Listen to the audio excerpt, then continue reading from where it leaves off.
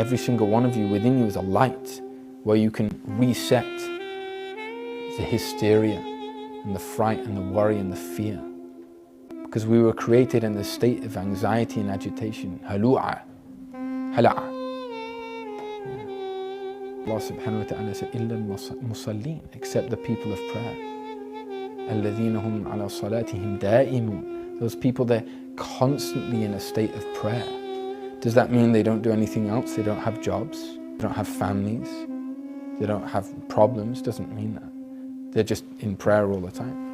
It's a different type of prayer. These people, they're always in that connection. They're always aware. They're always conscious. They're always reflective. Their mantra, if you like, is Inna lillahi wa inna ilayhi raji'un. We're just going back to Allah.